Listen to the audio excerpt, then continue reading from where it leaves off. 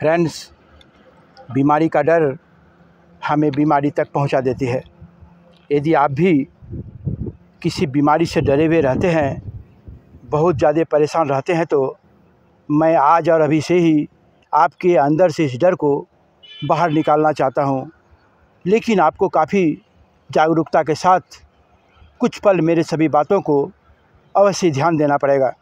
Friends, जब भी हम किसी बीमारी के बारे में सुनते हैं, महामारी के बारे में सुनते हैं, लोगों से जानते हैं, मीडिया से सुनते हैं, तो अक्सर हमारे अंदर एक डर का इमोशन ट्रिगर होता है और हम डर के फीलिंग से भर जाते हैं और हमारा दिमाग इन्हीं सब चीज़ों का पिक्चर बनाना शुरू कर देता है। बस यहीं से लगातार हम डर के फीलिंग में रहने लगते हैं।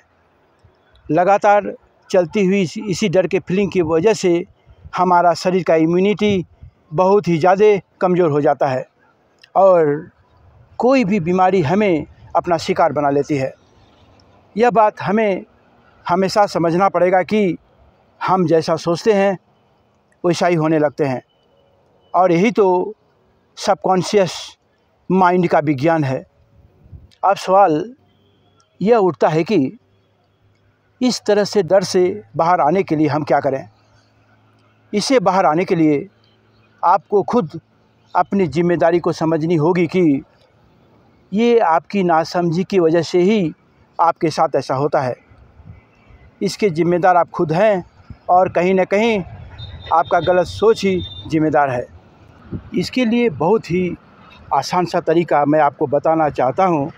इसे अगर आप अपनाएंगे तो आप बहुत ही आसानी से इस तरह का डर से बाहर आकर एक बेहतर जीवन जी पाएंगे और आप हमेशा ऐसा कर सकते हैं।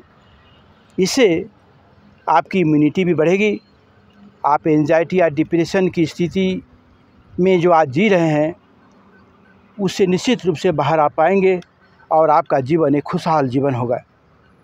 इसके लिए सबसे पहले आपको भी काफ़ी जागरूकता के साथ अपनी जिम्मेदारी लेनी होगी। यदि आप अपना जिम्मेदारी नहीं लेंगे तो आपका कितना भी करीबी से करीबी आदमी क्यों न हो, आपका काम नहीं आ सकता। आप आज और अभी से ही अपनी जागरूकता को बनाए रखिएगा। आप बीमारी के बारे में जानेंगे, सुनेंगे, समझेंगे, मीडिया से भी जानेंगे, लोगों से भी मिलेंगे, मगर आप उससे जुड़ेंगे नहीं। जैसे यहाँ बहुत ही गहराई से समझने की ज़रूरत यह है कि एक डॉक्टर अनेकों बीमारियों के बारे में सुनता है, इलाज करता है, अनेकों तरह के बीमार लोगों से मिलता है, लेकिन अपने आप को उस बीमारी से जोड़ता नहीं है। इसीलिए उसके अंदर डर की भावना बिल्कुल ही नहीं होती है। उसका कंट्रोल बीमारी पर होता है और उसके दिमाग को डर का पिक्चर बनाने का मौका नहीं मिलता है। वह पूरी तरीके से लोगों को ठीक करता है, लोगों को खुश करता है और ख़ुद अपने आप को भी खुश रखता है। लेकिन एक आम इंसान यहीं पर एक बहुत बड़ा गलती कर जाता है कि उसके अंदर डर का इमोशन ट्रिगर हो जाता है और वह गलत फीलिंग से भर जाता है और सबकॉन्शियस स्तर पर ये सभी चीज़ें उसके माइंड में स्टोर होने लगता है और धीरे धीरे वह बीमारियों का शिकार हो जाता है। इसीलिए हमें भी एक डॉक्टर की तरह ही अपना जागरूकता को बनाए रखना है। हमें जानकारी लेनी है मगर माइंड में पिक्चर नहीं बनने देना है। हमें उससे नहीं जुड़ना है। हमें एक डिस्टेंस के साथ चीज़ों को देखना है, सुनना है और समझना है। लेकिन बहुत बार ऐसा भी होता है कि जब आप प्रैक्टिकल लाइफ में आएंगे तो किसी भी तरह का कोई इन्फॉर्मेशन आपको काम में नहीं आएगा। इसीलिए इसके साथ साथ कुछ अभ्यास भी करना आपके लिए बहुत ही ज़रूरी हो जाता है। अगर आप रोज़ इसका अभ्यास करेंगे तो आप अवश्य इस तरह के डर से बाहर आ सकते हैं। इसके लिए आप किसी शांत जगह में बैठकर किसी भी चीज़ से ना जुड़ने की कला का अभ्यास करेंगे। आप आसपास के लोगों को, चीज़ों को, घटनाओं को, नेचर को, यानी पेड़ पौधे, जानवर सभी को देखेंगे, मगर आप उसके विषय में कोई मीनिंग नहीं देंगे। यानी उसे आप सिर्फ देखेंगे मगर जुड़ेंगे नहीं। इस तरह के अभ्यास से आपका दिमाग काफ़ी ट्रेंड हो जाएगा।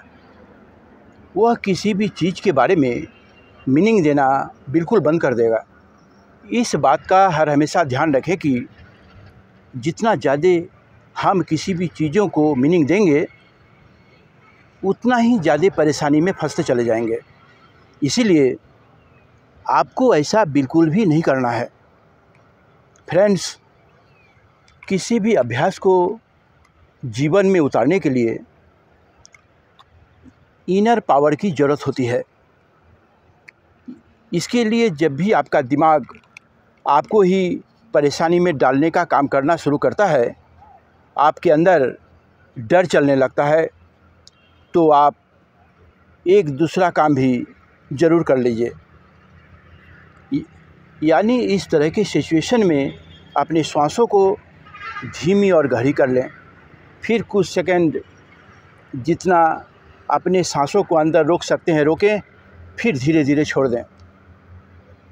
इसके साथ साथ रोज़ सुबह 1 घंटे का एक्सरसाइज करें या पैदल चलें।